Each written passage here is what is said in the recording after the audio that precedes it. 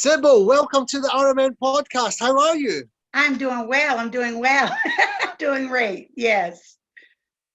Good. How's things been for you through this pandemic and everything? It's been interesting because I'm so used to I always say, I have two parallel worlds running at the same time. I'm an artist and I'm also an educator. And so when both of them were impacted differently, I don't know, it was just really interesting. It was very different. The whole idea of lockdown and the whole idea of not being able to go and perform, that was a big deal because that was my other outlet. So Yeah, sure. yeah, and then not knowing, if getting a vaccine was going to make a difference, and even if we did in the U.S., what was going to happen in the U.K. and in Asia and in Africa, and so it's been different. But I heard someone say that this is the new normal, and I say it's the new not so normal, but it's going to become normal.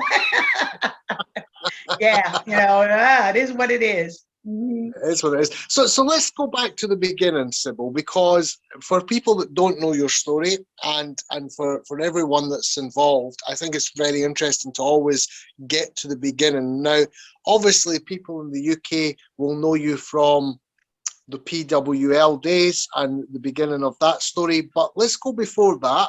How did you get into music? What got you involved in the music industry and or to become a singer and everything? How did that all start for you? Well, the thing, I grew up with music in my household. It was just kind of it's part of my DNA. I always tell everyone that music was just part of my family tree. What On my mom's side of the family, they were all, I mean, literally singers, whether it was church, whether it was singing these little in the 60s, girl groups type of stuff.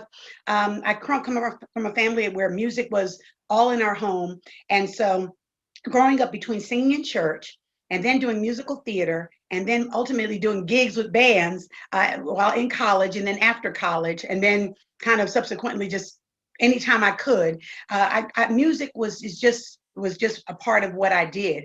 I remember after I graduated from college, I came home. Yeah. And a good friend of mine who remembered me from high school saw me gigging with a band and said that they wanted, they had a producer that was looking for a singer. And I was like, nah, I'm not interested because I wanted to be a songwriter. I did not want to be a singer. I wanted to be a songwriter. And how ironic is it that I'm known for covers? But anyway, but I'm like, So I like that. yeah, so I ended up going to a little studio in New Brunswick, New Jersey, and I met James Bratton and Joe Maggio at that time of SRP Productions. Ended up going there because they pretended, my high school classmate pretended that I was going to write for a girl group. So I got excited with that because he'd been trying to get me down there for a while. And I ended up going down there, and I'll never forget the producer, James Bratton, he said, well, you must not be able to sing. Because I was like sitting thinking, why am I here? And then why do I need to sing if I'm going to be writing? And ironically enough, it ended up being my first record. Falling in Love ended up being the first record because they played me the track. They didn't have a vocal on it. And apparently they had been trying to sell it without a vocal. And Eddie O'Loughlin from Next Plateau Records said, get me a singer on here, get a voice on here, and then we'll talk, consider the record. And so I ended up doing Falling in Love, my very first record, which was then licensed to Champion Records. And so my early hits, which were house hit dance hits, were all on Champion Records. And so I did Falling in Love for them, Let Yourself Go, and My Love Is Guaranteed. And then we did Don't Make Me Over. Well, the funny thing is that there was another label. I love that song.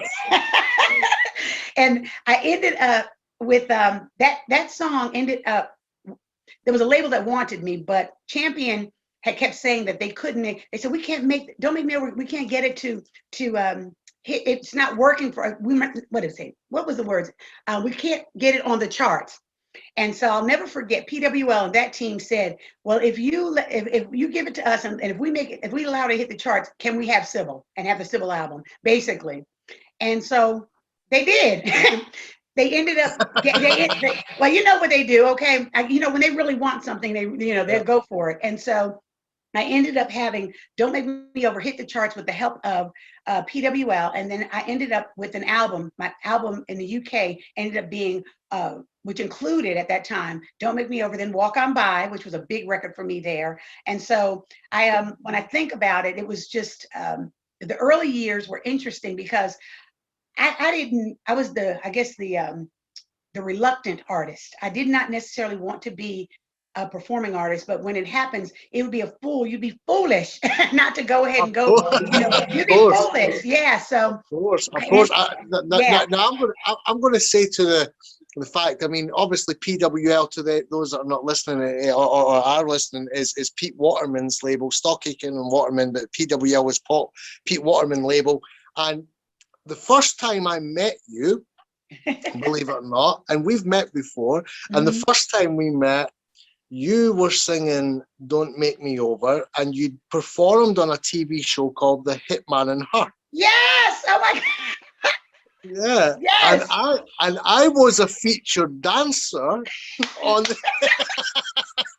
Oh my God, that is so cool. That is so cool, though. So I'm giving it all these moves, and you're singing, Don't Make Me Over, and I'm sort of giving it the jive. So we met back in the day. How funny is that?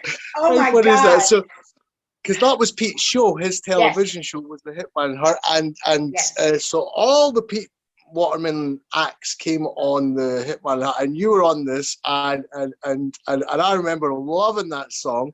And you came on a couple of times because you also came on and did Walk On By as well. So I think you sang the two songs on the same night. Yes. You sang one in the early part, but it was all televised. Yes. You sang one in the early part and then one in the later part of the evening. And so I remember sitting there with